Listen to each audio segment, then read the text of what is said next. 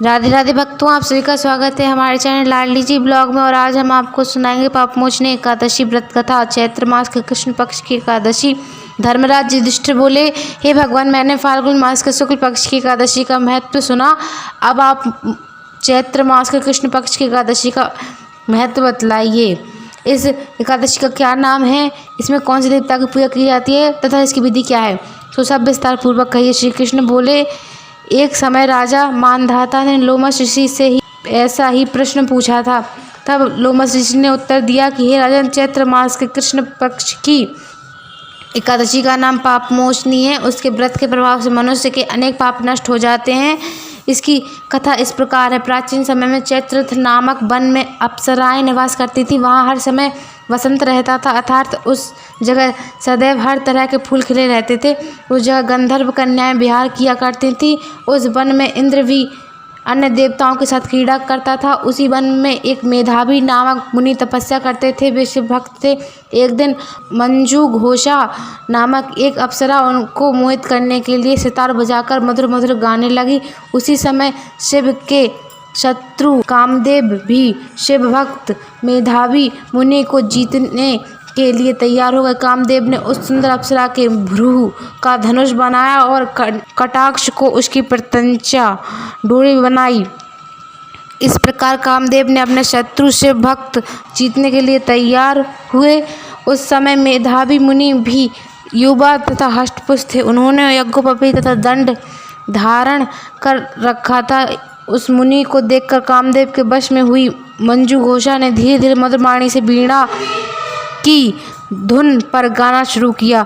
मेधावी मुनि भी मंजू घोषा के मधुर गान तथा उसके सौंदर्य पर मोहित हो गए। वह अप्सरा उन मुनि को कामदेव से पीड़ित जानकर उनसे आलिंगन करने लगी। मुनि भी उसके सौंदर्य पर मोहित होकर शिव रहस्य को भूल गए और काम के वशीभूत होने के कारण उन्हें दिन रात्रि कुछ भी ध्यान न रहा और बहुत समय तक दोनों एक साथ रमण करते रहे। एक दिन मंजू घोषा ने उस मुनि से बोली कि हे मुनि, अब मुझे बहुत समय हो गया, अतः स्वर्ग जाने की आज्ञा दीजिए। उस अप्सरा के वचनों को सुनकर मुनि बोले, हे सुंदरी, तू आज ही इस संध्या को आइए, अभी प्रातःकाल तक तो ठहरो। मुनि के ऐसे वचनों को सुनकर अप्सरा बोली, हे मुनि, आपकी रात्रि तो बहुत लंबी है। अब आप सोचिए कि मुझे आपके पास आए कितना समय हो गया।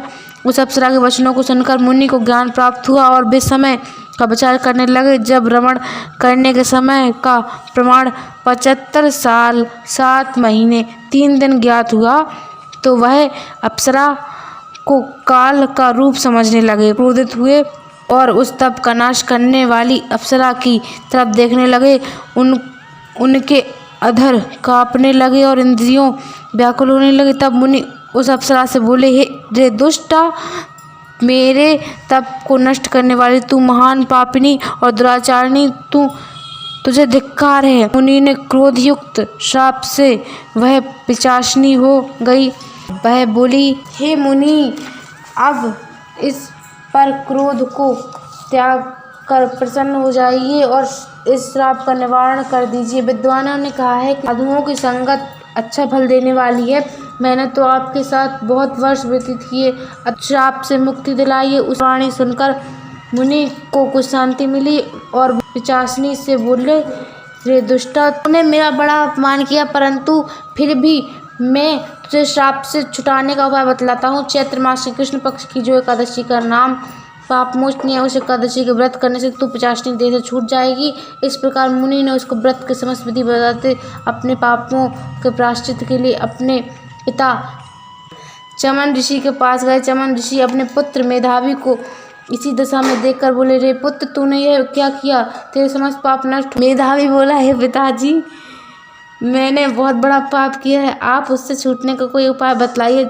चमन ऋषि बोले, हे तात, तुम चैत्र मास के कृष्ण पक्ष की पापमोचनी नामक एकादशी का विधि पूर्वक व्रत करो, इससे तुम्हारे समस्त पाप नष्ट हो जाएंगे। और पिता के वचनों को सुनकर मेधावी ऋषि ने पापमोचनी एकादशी का व्रत विधि पूर्वक उपवास किया। उसके प्रभाव से उनके समस्त पाप नष्ट हो गए। मंजू घोषा अप्सरा भी पापमोचनी एकादशी का व्रत करने से पिशाचिनी की देह से छूट गई और सुंदर रूप धारण कर स्वर्गलोक चले गए। लोमश ऋषि बोले, हे राजन, इस पापमोचनी एकादशी के प्रभाव से मनुष्य के समस्त पाप नष्ट हो जाते हैं। यदि आपको वीडियो अच्छी लगे तो चैनल को सब्सक्राइब कीजिएगा, वीडियो को लाइक कीजिएगा, ज़्यादा से ज़्यादा शेयर कीजिएगा। राधे राधे।